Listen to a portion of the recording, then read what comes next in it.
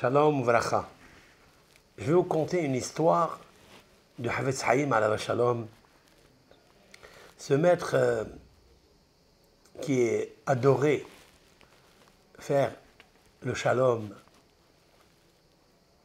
qui travaillait énormément sur son caractère, qui était un très grand sadique, celui qui a écrit tous les livres du Lashon Hara, toutes les halachot, celui qui a écrit son classique Mishnah Brura. Mais sa grandeur n'est pas dans la connaissance de la Torah. Sa grandeur se trouve dans la maîtrise de la colère, dans la maîtrise de la jalousie, dans la maîtrise de l'orgueil. Et c'est ça que je voudrais apprendre avec vous ce soir. En effet, le Havetz Haïm s'est remarié une deuxième fois. Dans sa vieillesse, il ne veut pas rester seul.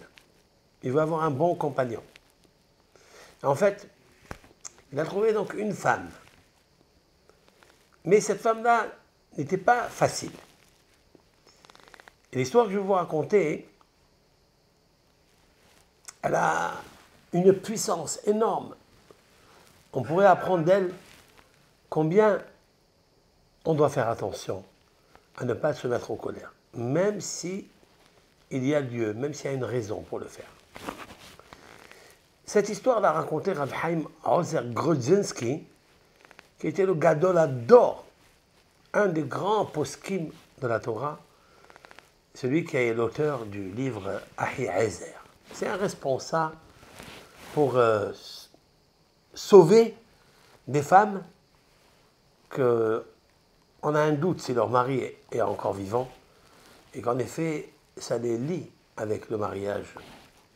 Ils ne peuvent pas se remarier avec une autre personne. Et ce Rav-là a écrit des responsables pour libérer plusieurs femmes de ne pas rester attachées. Et en fait, Rav Ovadia Yosef, de mémoire bénie, s'est inspiré énormément de ce livre-là. Donc celui qui nous raconte cette histoire sur le Havetz Haïm, c'est lui, l'auteur du Ahiezer.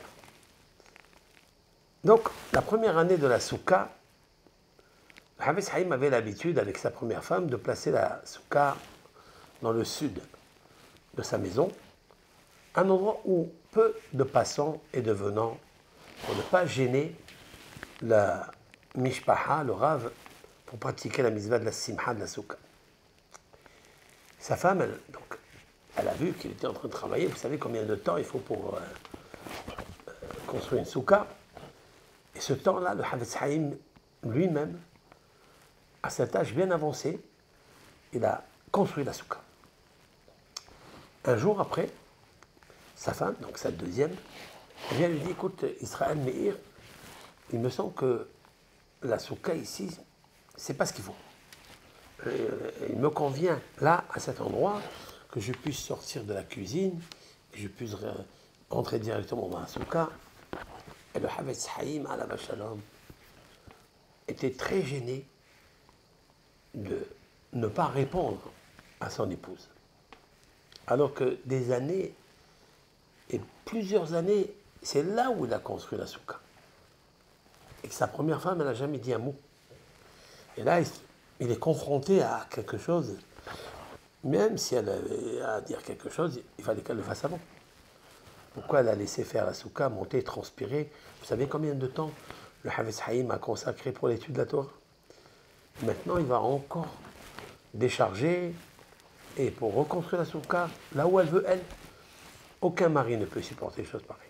Vous savez comment, quand il n'y a pas de cohérence, quand il n'y a pas de concertation, vous savez combien on se met en colère et en cri, et ça fait beaucoup de mal. Le Havetz Haïm n'a rien dit.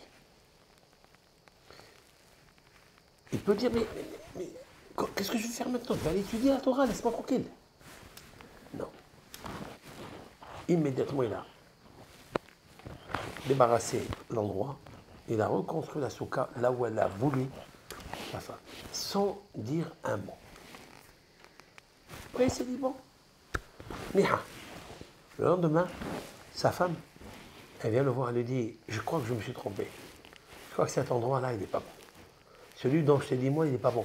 Remets-la là où il y a, où tu l'avais mis tout le temps. Parce que c'est là, il n'y a pas beaucoup de personnes, il n'y a pas beaucoup de gens qui passent et tout. Et le Hafez Haïm, c'est là où il aurait dû exploser. Il n'a rien dit. Avec un zèle comme un Cohen, il doit le faire. Il doit être zélateur. Il a débarrassé l'endroit et il a reconstruit la soukha là où il avait placé la première fois, sans dire un mot. Tous les élèves, tous les maîtres qui ont écouté cette histoire, ils ont dit maintenant on comprend qui est vraiment le Hafez Haïm. Maintenant on comprend pourquoi l'Éternel lui a donné un grand mérite de diffuser énormément de Torah et qu'il a été écouté parmi tous les rabbanim du monde. Lorsque le Hafez Haïm est décédé, a assisté à sa levaya pour l'accompagner donc à sa dernière demeure, le Gaon Hazon Ish, Rabbi Avraham Yeshayahu Karlitz, le Hazon Ish connu dans notre génération. Et le Hafez Haïm de Hazon Ish a dit Kantamu aposkima haronim. Il dit là, on clôturait les décisionnaires halachiques de toutes les générations. Ça veut dire qu'à partir de maintenant, il n'y aura plus comme le Hafez Haïm. Et c'est vrai, quand on voit ces livres, ce n'est pas seulement ces livres, la connaissance, la diffusion de la halacha, soit sur la shonara, soit sur le moussar, combien il s'est préoccupé des hayalim, les hayalim juifs qui étaient donc avec les Russes qui allaient, quand il s'est occupé pour leur montrer des halachot de Shabbat. Il faut un temps énorme. Et le Hafez Haïm, il est vieux. Et il monte sa soukha tranquillement avec Simha pour qu'il puisse aller rejoindre son étude. Et elle lui dit non, non, je ne le veux pas ici, je le veux là. Déjà, il aurait pu refuser. Pourquoi? Parce qu'il avait l'habitude, des années avec la première femme, de le faire là au sud. Pourquoi il va le faire au nord? Mais il va perdre le nord. Et quand même, le Hafez Haïm n'a rien dit. Pourquoi? Pour ne pas donner au Satan de la colère à s'enflammer et perdre tout le bénéfice de la simha et du service divin avec simha de Hakadosh Baruch. Ça c'est grandiose. Vous savez combien le Hafez Haïm alav shalom, chaque instant de sa vie, chaque instant était très précieux. Et je vais relier cela avec le temps du Hafez Haïm, combien il était précieux. Un jour, il y a un maître qui s'appelle Rabbi Naftali Trop, qui était malade. C'est un parmi les rabbanim de sa yeshiva de Radin. Et le personnel, tous les maîtres, tous les bahourim de la yeshiva, pour sauver le Rav, eh bien ils ont dit chacun il va donner un temps de limoud pour la guérison de Rav Naftali Trop. Et en fait, il est monté au Sefer Torah, il a donné, je donne une semaine de mon Olam Haba, de mon étude, pour la guérison de mon Rav. L'autre, il est monté, il a dit, moi je donne un mois de temps. Ça veut dire qu'il a pris le mois de l'étude et il l'a donné. Ça veut dire que lui, il ne va pas mériter. Il le donne juste pour mériter un srout particulier pour que son Rav guérisse. Une délégation donc, s'est réunie pour aller voir le Hafez Haïm chez lui à la maison pour lui demander combien lui, le Hafez Haïm, donnerait comme temps pour la guérison de tel Rav qui était un grand monsieur. Et le Hafez Haïm, lorsqu'il a entendu la proposition de donner un temps de sa vie, de son étude, de son Olam Haba, pour la guérison de tel et tel malade, il a dit, je donne 1 minute. 1 minute, c'est tout. Je donne 1 minute. Alors tout le monde s'est étonné. Ils lui ont dit, Rav, 1 minute seulement? Il a dit, vous croyez que 1 minute, c'est rien? 1 minute de mon étude, c'est immense. Et même ça, je n'ai pas envie de le donner. Parce que c'est tellement grandiose, c'est tellement puissant, c'est tellement mon Olam Haba. Pourquoi je vais le donner aux autres?